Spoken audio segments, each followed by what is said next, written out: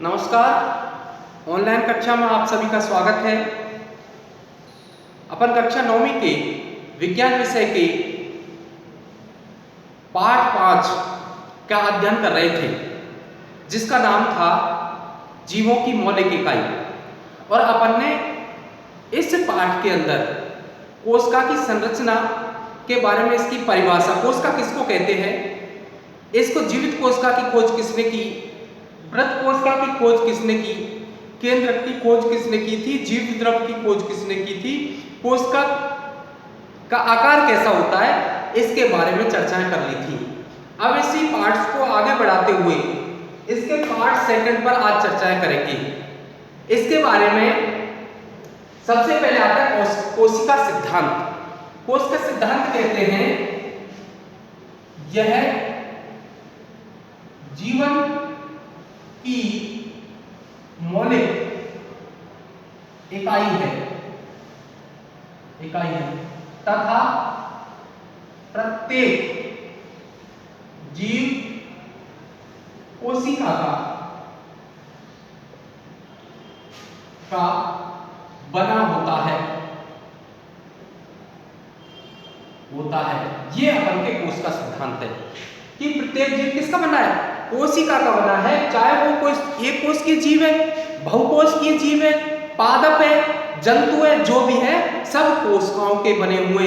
क्योंकि कोशिका की अगर परिभाषा की बात करें तो उसमें था यह उसकी शरीर की संरचनात्मक एवं क्रियात्मक इकाई है। तो ये प्रत्येक जीव कोशिका बना है और ये मौलिक इकाई इसलिए है क्योंकि इसके बिना अपना अस्तित्व संभव नहीं है। इसके बारे में वैज्ञानिक हुए जिनका नाम है विर्चो।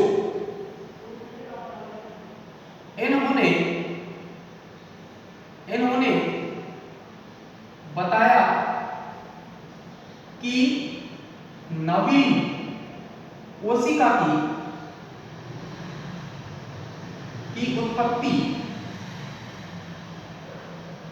उत्पत्ति पूर्ववर्ती कोशिका से होती है। यह कोशिका सिद्धांत मान्य है। विर्चो नामक वैज्ञानिक ने बताया था कि यदि कोशिका की उत्पत्ति होगी तो किससे होगी, पूर्ववर्ती कोशिका से उसके उत्पत्ति होगी, पूर्ववर्ती कोशिका से उसकी उत्पत्ति होगी। अब पूर्ववर्ती कोशिका क्या है, उससे पहले वाली कोशिका से नई कोशिका बनेगी। ये इस सिद्धांत में विर्चो नामक वैज्ञानिक ने बताया। यदि कोशिका का अध्ययन करें, कोशिका का अध्ययन किससे करते हैं, माइक्रोस्कोप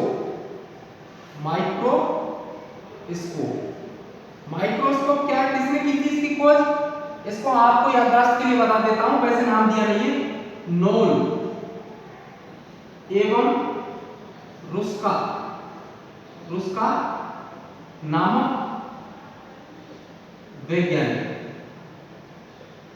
वैज्ञानिक ने खोजा था,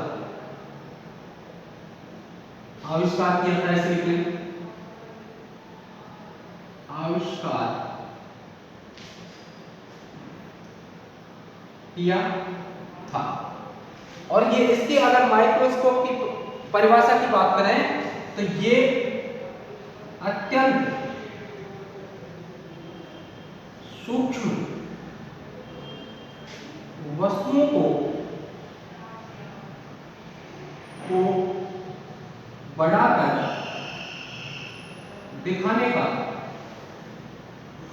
कार्य करता है। अब ये कैसे बना है, इसके बारे में अपन डिटेल्स बाद में पढ़ेंगे। अपन ये समझ लें कि जो माइक्रोस्कोप होता है छोटी वस्तुओं को विशाल, मतलब इलेक्ट्रॉन माइक्रोस्कोप है, वो किसी वस्तु को 25,000 गुना बड़ा करके दिखाता है। इस प्रकार से अपन के माइक्रोस्कोप की खोज किसने की थी, नोल एवं रुस्का नामक वैज्ञानिकों ने की थी। इसके क्या है, अत्यंत सूक्ष्म वस्तुओं को, बिल्कुल एक बिंदु सा होता है, उसको विशालकाय बता देता है। 25,000 गुना आप कल्पना कर सकते हैं, 25,000 बड़ा गुना कितना हो सकता है, इसकी आप स्वयं कल्पना कर सकते हैं। हाँ, अगला है कोशिका से संबंधित तथ्य, कोशिका से संबंधित तथ्य क्या है? पहला, विशिष्ट कार्य, विशिष्ट कार्य के आधार पर कोशिका भिन्न भिन्न प्रकार की होती है।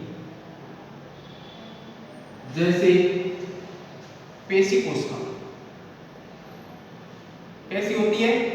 तर्करूप पेशी कोशिका होगी, ऐसी पेशी कोशिका।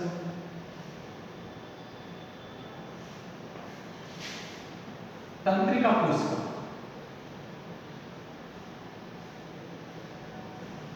कोशिका कैसी होगी? आप उसकी संरचना देखेंगे,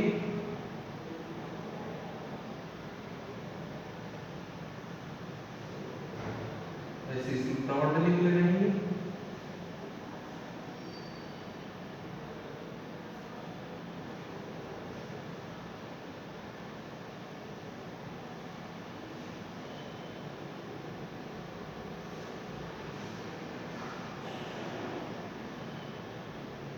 ऐसी कोशिका तंत्रिका कोशिका कहलाएगी।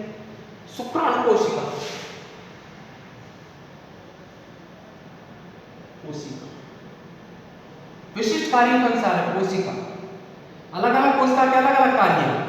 इसकी कोशिका होगी ये इस तरह की होगी। अंडाणु कोशिका कोशिका कैसी होगी? गोल होगी, इस प्रकार से इसका कार्य क्या है? अंगों को संचालित करना। इसका कार्य क्या है?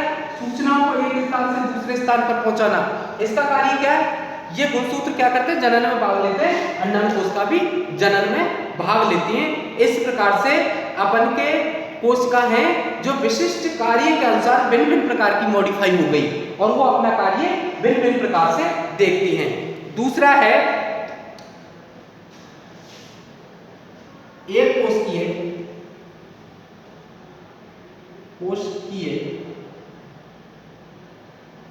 तथा बहुकोशिकीय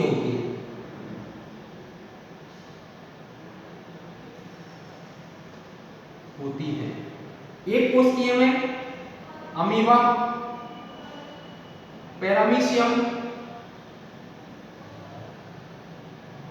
यूग्लिया और बहुकोशिकीय में तो सभी, जैसे